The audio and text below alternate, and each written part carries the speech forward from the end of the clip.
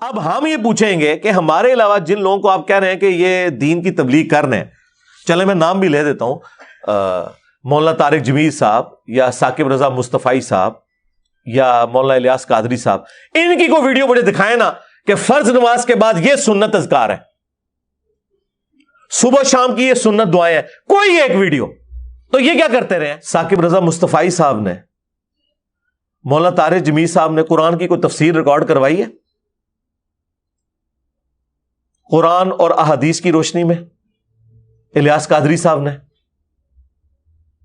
حاجی عبد الوہاب صاحب نے فضائل اعمال کا لوگوں کو بتا کے یہ سمجھنا کہ وہ دین کا کام کر گئے۔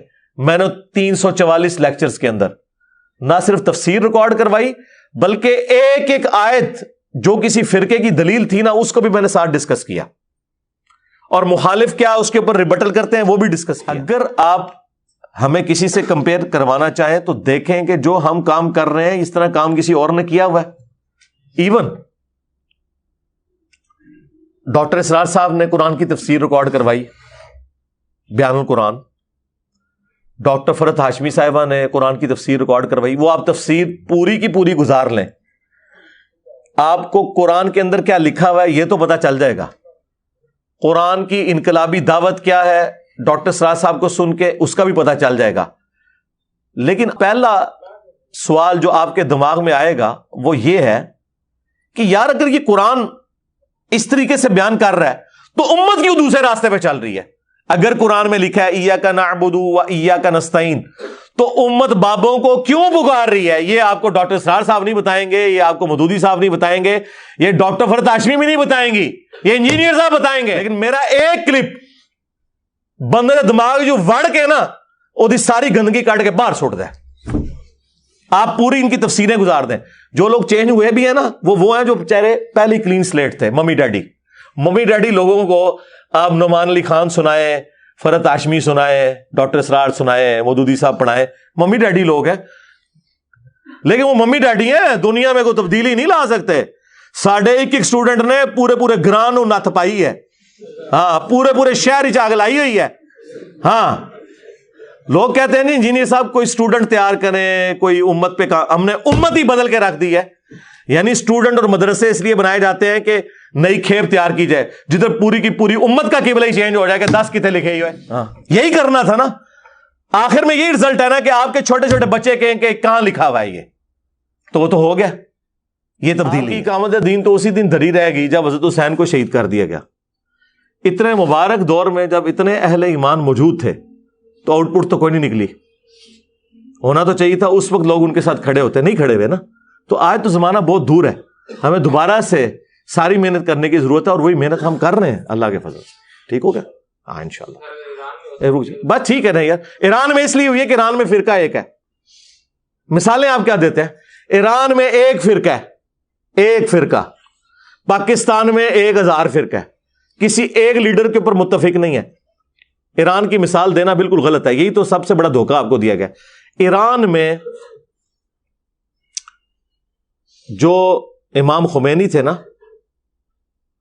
وہ ان کے لیے زندہ امام حنیفہ ہیں، کیونکہ شیعہ کے ہاں زندہ امام کی تقلید ہوتی ہے اور کسی ایک بندے کو فالو کرتے ہیں۔ خمینی صاحب کی پوری زندگی عراق میں گزری ہے، آخری 6 مہینے وہ فرانس چلے گئے تھے۔ جو حج کے لیے قافلے جاتے تھے ایران سے، وہ راستے میں ان کے علماء ان کے پاس رکتے تھے، ان کا پورا مدارس کا ایک سسٹم تھا۔ فرقہ ایک تھا، فرقہ بھی ایک، امام بھی ایک۔ تو امام خمینی کی مثال دینا بالکل غلط ہے۔ یہ تو اسی طریقے سے آپ دودھ کی مثال دے کے اور چونے میں سے آپ ملائی نکالنے کی کوشش کریں۔ پاکستان میں کوئی ایک نہ فرقہ ہے اور نہ کوئی فرقے کا ایک امام ہے۔ آپ مجھے پن پوائنٹ کر سکتے ہیں کہ اس فرقے کا یہ امام ہے؟ حنفی ہیں تو 2 بڑے فرقے ہیں، دیوبندی اور بریلوی، ان کے اندر بھی حیاتی مماتی اور ادھر بھی دعوت اسلامی، منہاج القرآن، سیفی، لادہ، ہر ایک کے اپنے اپنے بزرگ ہیں۔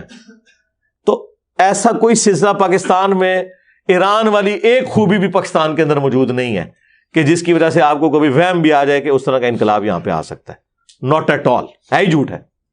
مثال ہی یہ سنت اذکار جو ہم نے گرین کارڈ لکھا ہے نا جی، فرض نماز کے بعد سنت اذکار، یہ سنت اذکار نبی علیہ السلام کے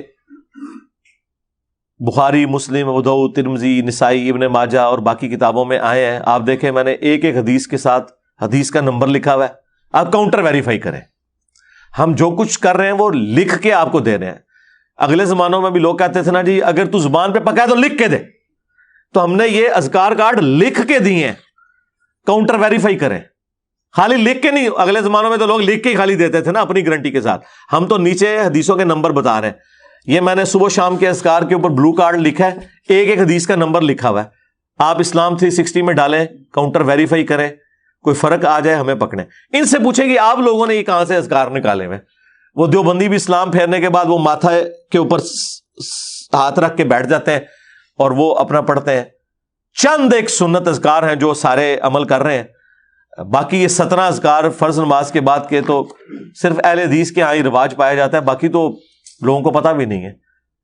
عام لوگ تو آیت الکرسی پڑھ لیتے ہیں، تسبیحات فاطمہ پڑھ لیتے ہیں، 33 دفعہ سبحان اللہ، 33 دفعہ الحمدللہ، 34 دفعہ اللہ اکبر، اور اللہ اکبر، استغفر اللہ، اللہم انت السلام منک السلام. بس یہ باقی جتنی دعائیں اور اذکار ہیں تو بہت کم لوگوں کو پتہ ہے.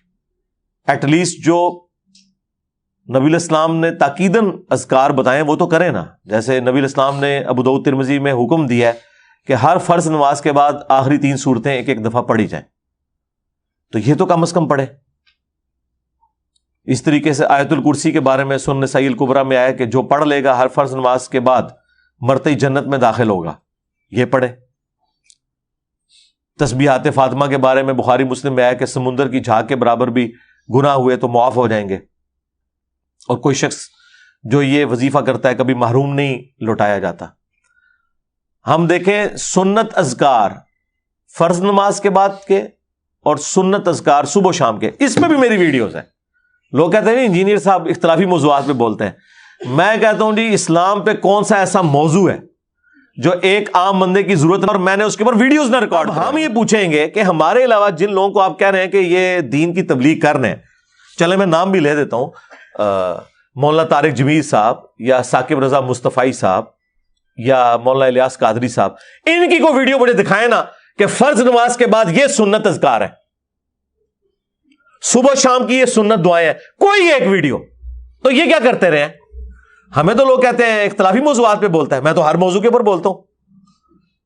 البتہ چونکہ اختلافی موضوع ایک ایسا سینسٹیو ٹاپک ہے کہ جس کی دم پہ پاؤں آتا ہے نا اس کے لیے بھی وہ تکلیف دہ ہے، اور جس نے دوسروں کی دمیں پاؤں کے نیچے دینی ہوتی ہے نا اس کے لیے بھی بڑا انٹرسٹ والا ہے. تو جن کو تکلیف ہوتی ہے وہ بھی اس کو اٹھاتے ہیں، اور جنہوں نے تکلیف دینے کے لیے یوز کرنا ہوتا ہے نا وہ بھی اسے استعمال کرتے ہیں. تو دونوں پارٹیاں چونکہ اختلافی موضوعات کو یوز کرتی ہیں اس لیے لوگ بات کرتے ہیں. ورنہ کیا ثاقب رضا مصطفی صاحب نے مولانا طارق جمیل صاحب نے قرآن کی کوئی تفسیر ریکارڈ کروائی ہے قرآن اور احادیث کی روشنی میں؟ الیاس قادری صاحب نے، حاجی عبد الوہاب صاحب نے فضائل اعمال کا لوگوں کو بتا کے یہ سمجھنا کہ وہ دین کا کام کر گئے. میں نے 344 لیکچرز کے اندر نہ صرف تفسیر ریکارڈ کروائی بلکہ ایک ایک آیت جو کسی فرقے کی دلیل تھی نا اس کو بھی میں نے ساتھ ڈسکس کیا، اور مخالف کیا اس کے اوپر ریبٹل کرتے ہیں وہ بھی ڈسکس کیا. ابھی دوبارہ سے جو تفسیر ہے اس کے بھی 144 لیکچرز ریکارڈ ہو چکے ہیں، سورہ توبہ مکمل ہو چکی ہے. ایک ایک چیز قرآن و سنت کے دلائل کی روشنی میں بیان کی ہے. تو یہ لوگ اعتراض تو کرتے ہیں پریکٹیکلی. اگر آپ ہمیں کسی سے کمپیئر کروانا چاہیں تو دیکھیں کہ جو ہم کام کر رہے ہیں اس طرح کام کسی اور نے کیا ہوا ہے. ایون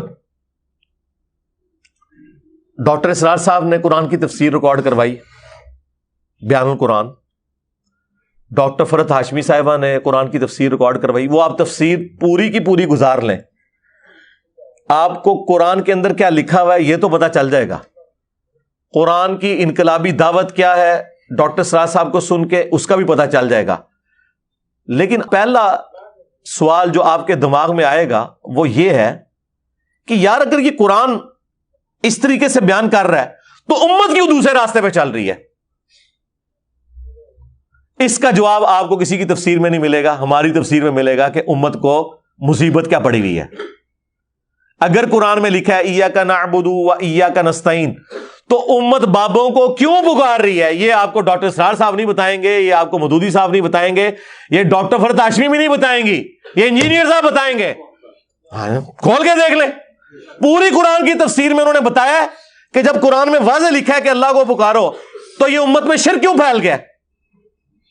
کون سی آیات ہیں جن کو مس یوز کیا ہے بابوں نے, ڈسکس تک نہیں کیا. تو کیا خدمت ہوئی؟ امت تفسیر پڑھنے سے پہلے بھی مشرک, بعد میں مشرک, پہلے تو پڑھے گی. لیکن میرا ایک کلپ بندے کا دماغ جو وڑ کے نا وہ ساری گندگی کاٹ کے باہر چھوڑ دے. آپ پوری ان کی تفسیریں گزار دیں. جو لوگ چینج ہوئے بھی ہیں نا وہ ہیں جو بیچارے پہلی کلین سلیٹ تھے, ممی ڈیڈی لوگوں کو آپ نعمان علی خان سنائے, فرحت ہاشمی سنائے, ڈاکٹر اسرار سنائے, مودودی صاحب پڑھائے, ممی ڈیڈی لوگ ہیں. لیکن وہ ممی ڈیڈی ہیں, دنیا میں کوئی تبدیلی نہیں لا سکتے. ساڑھے ایک اسٹوڈنٹ نے پورے گران نت پائی ہے. ہاں, پورے شہر ہی آگ لائی ہوئی ہے. ہاں, لوگ کہتے ہیں نہیں انجینئر صاحب کوئی اسٹوڈنٹ تیار کریں, کوئی امت پہ ہم نے امت ہی بدل کے رکھ دی ہے. یعنی اسٹوڈنٹ اور مدرسے اس لیے بنائے جاتے ہیں کہ نئی کھیپ تیار کی جائے جدھر پوری کی پوری امت کا قبلہ ہی چینج ہو جائے کہ 10 کتنے لکھے ہی ہوئے. ہاں, یہی کرنا تھا نا. آخر میں یہی رزلٹ ہے نا کہ آپ کے چھوٹے چھوٹے بچے کہیں کہ کہاں لکھا ہوا ہے یہ, تو وہ تو ہو گیا.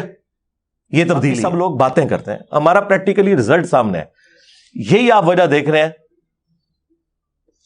کہ آپ کو ڈاکٹر اسرار صاحب, ڈاکٹر فرحت ہاشمی صاحبہ یا باقی لوگ, ان کے بارے میں علماء کی اتنی غلیظ زبان, علماء کی کتابیں, علماء کی ارشادات نہیں ملیں گے جتنا میرے بارے میں. وہ کہتے ہیں دجال سے بڑا فتنہ ہے, اس لیے انہیں پتا چل گیا کہ ہاتھ ہی نہیں پایا سانو آ کے. ہاں, جب تک آپ بریلویوں کے ساتھ گستاخانہ جو عبارتیں ہیں دیوبند کی ان کے بارے میں ڈسکشن نہیں کریں گے, آپ ایک بریلوی کو نہیں چینج کر سکتے.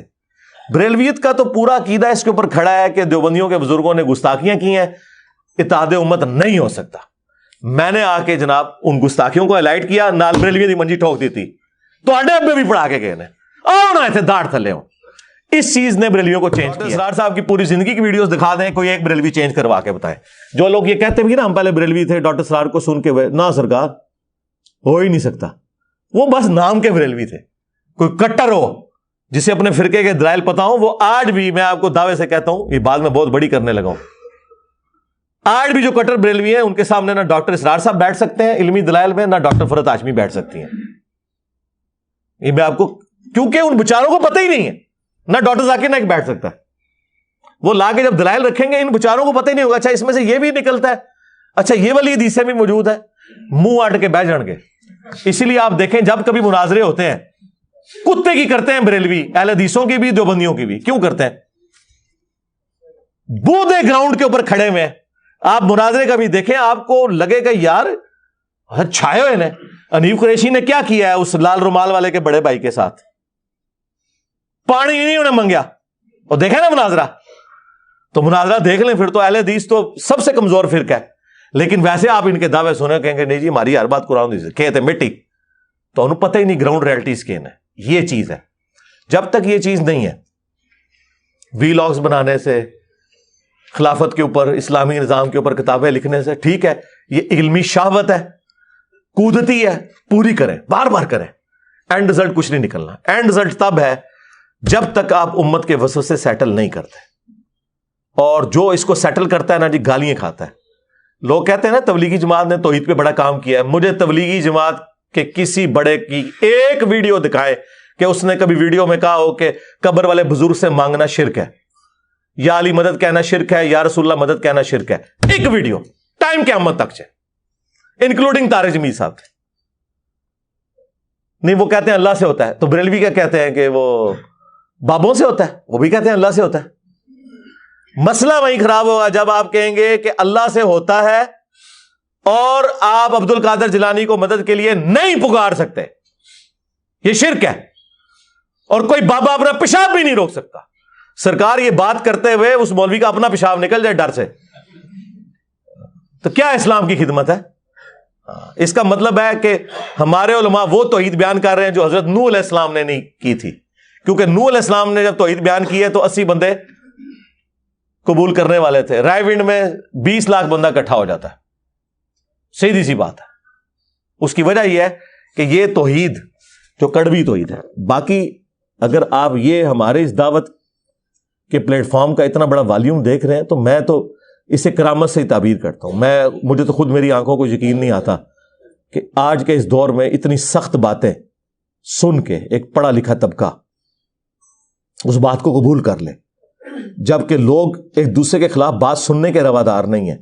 وہ جی چپ کر کے جی اپنا نماز روزہ کرو جی، اس کے اندر آ کے بقول جنید سلیم صاحب کے کہ ایک بندے نے، لوگ تو صرف پتھر آ کے پھینکتے تھے پانی میں، انجینئر صاحب نے پہاڑ لے آ کے سٹ دیتا ہے، وہ پانی خشک ہو گیا بزرگاں دا۔ پہلے تو لوگ وٹا سٹتے سن نا تو ارتاش ہوندی سی، تھوڑی شور ہویا، پھر اسی وٹا نہیں سٹیا، لیا کے پہاڑ وڈا سٹ دیتا ہے، وہ فرقے کا جڑا پانی سی وہ خشک ہو گیا اتوں، پتہ جب پہاڑ آ کے ڈگے پانی خشک ہو جاتا ہے، نیا جزیرہ نمودار ہو جاتا ہے۔ تو یہ تو اس امت کی قسمت میں لکھا ہوا تھا کہ نشت ثانیہ ہونی ہے۔ میں آپ کو کلیئر کٹ بتا رہا ہوں، اگر نبی علیہ السلام کی پیش گوئی نہ ہوتی کہ قرب قیامت سے پہلے دین دوبارہ غالب ہوگا، تو مجھے کوئی امید نہیں تھی کہ ہماری اس طرح کی دعوت کی کوئی آؤٹ پٹ نکلنی ہے، کیونکہ اس طرح کی باتیں کوئی نہیں سنتا جی، سیدھی سی بات ہے۔ ہر بندے کو اپنے فرقے سے، اپنے بابے سے محبت ہوتی ہے، اور ایک بندہ آ کے سارے بابے ذبح کرتا جائے، کتے کی موت مارتا جائے ایک ایک کو پکڑ کے، اور لوگ اس کی بات نیگیٹیولی سنیں بھی اور پھر کہیں یہ بندہ ٹھیک بات کر رہا ہے، ساڑھے بابے غلط سن۔ یہ آپ اگر ایک لمحے کے لیے کبھی بیٹھ کے کمرے میں سوچیں تو یہ امپاسبل کام تھا، مجھے بھی نہیں پتا یہ کیسے ہو گیا۔ اللہ نے امت کی تقدیر میں لکھا ہوا تھا کہ قرب قیامت سے پہلے دوبارہ دین کا غلبہ ہونا ہے، اس کے لیے ضروری ہے کہ اس پیٹرن پہ واپس جائیں۔ وی لاگ سے کچھ نہیں ہونا، کتابیں لکھنے سے کچھ نہیں ہونا، جماعتیں بنانے سے کچھ نہیں ہوگا۔ ہر بندے نے نبی علیہ السلام کا مجاہد بننا ہے اور امت کو صحیح بات بتانی ہے۔ یہ بات کہنا آسان ہے کہ جی یہ کیا بات ہوگی، فلاں یہ کہتا ہے، فلاں یہ کہتا ہے، اسی کے اوپر تو ہے۔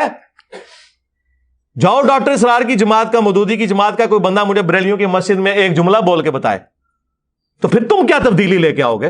اٹھا کے دوسرے دن پرے ماریں گے۔ جاؤ نا، کٹھے ہو نا سارے، آپ کو پتا ہے نا کہ مزارات بنانا غلط ہے، کرو نا اقامت دین، جاؤ داتا دربار بھن کے بکھاؤ، تہاڈی ایسی دی تیسی۔ ہوں جڑا آگے اقامت دین تے گل کرے گا، میں انہوں کہاں گا ہاں نبی علیہ السلام نے بت توڑے تھے، اقامت دین فتح مکہ کے دن کیا، تم یہ سارے بت گراؤ، اٹھو منصورہ سے اٹھاؤ اپنی ٹیم، جاؤ دادا دربار گرا کے بتاؤ، میں تکنا تہاڈے نال کہ اقامت دین تسی کرتے ہو۔ سب باتیں ہیں، اس طرح کچھ بھی نہیں ہونا۔ اس کے لیے ذہنی تطہیر کی ضرورت ہے۔ آپ نے عوام کو تیار کرنا ہے، جو نبی علیہ السلام کے پیٹرن کے اوپر کام ہوا تھا وہ ہونا ہے۔ یہ لوگ کہتے ہیں مکی دور، میں کہتا ہوں مکی دور بہت اچھا تھا اس دور سے، کم از کم کافر اور مسلمان تو کلیئر تھے۔ ادھر جو سب سے بڑا گمراہ ہے نا وہ سب سے بڑا عاشق رسول ہے، اور جو صحیح قرآن و حدیث کی بات کرتا ہے وہ گستاخ رسول ہے۔ کیا حضور کے زمانے میں یہ تھا کہ لوگ ابو جہل کو عاشق رسول مانتے تھے اور ابو بکر صدیق کو گستاخ رسول مانتے تھے؟ آج ایسا ہی ہے کہ جو قرآن حدیث کی بات کرتا ہے وہ گستاخ رسول ہے، اور جو شرک کی بات کرتا ہے وہ عاشق رسول ہے کہ نہیں؟ تو مجھے بتائیں کہ یہ دور اس اعتبار سے ویسے کئی اعتبار سے یہ دور بہت بہتر ہے، پچھلے 1000 سال سے بہتر ہے، لیکن اس اعتبار سے کتنا بڑا المی ہے کہ قبروں کے پجاری، قبروں سے مانگنے والے، مردوں کو پکارنے والے، قرآن و سنت کا مذاق اڑانے والے، بخاری مسلم کے اپوزٹ نماز پڑھنے والے، ٹھیک ہے، شرکی عقائد رکھنے والے، بدعت پہ چلنے والے لوگ دین کے امام ہیں، اور جو بیچ میں آگے دین کی بات کرتا ہے کہتے ہیں وڑ دے ہوئے گستاخ رسول نجدی، یہ شکل ہی منحوس ہے۔ اس ماحول کے اندر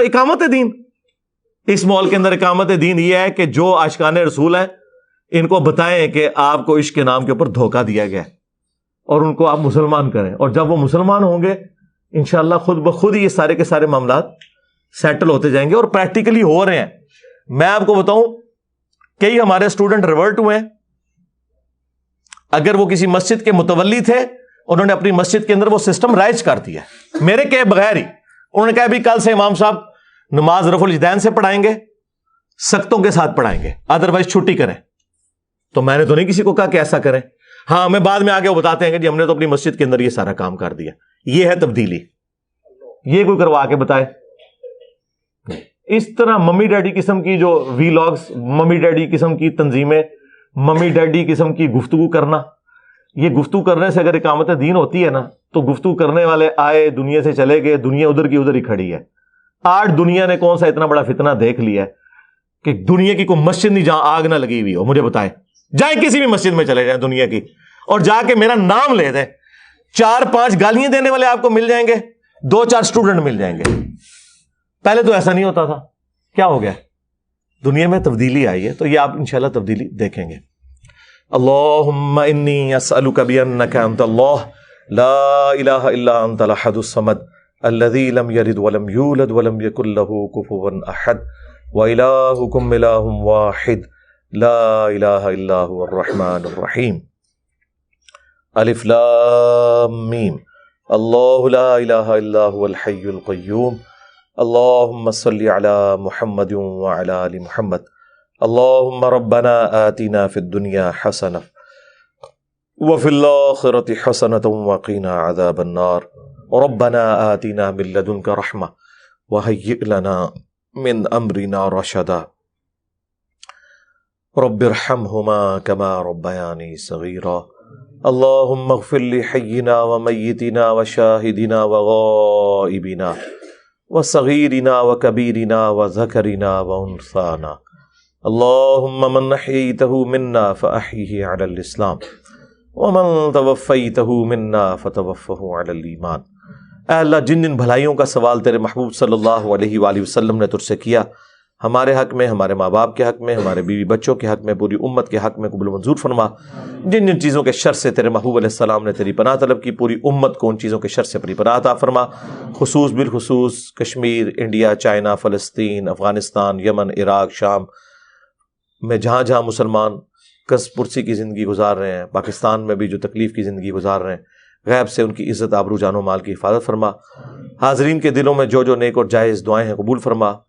کئی بیماروں کی شفا کے لیے اللہ کہا گیا, دنیا میں جتنے بھی مسلمان بیمار ہیں انہیں شفا کلی عطا فرما. حاضرین کے جو چھوٹے بڑے رشتہ دار فوت ہو چکے ہیں ان کی مغفرت فرما. ہم سب کو اپنی موت سے پہلے قبر و آخرت کی تیاری کرنے کی توفیق عطا فرما. اے اللہ, تیرے محبوب صلی اللہ علیہ وآلہ وسلم کے دین کی سچی خدمت کرنے کی توفیق عطا فرما. سبحان ربک رب العزت عما یصفون وسلام علی المرسلین والحمد للہ رب العالمین. صلی اللہ علی النبی الکریم وعلی آلہ وصحبہ اجمعین.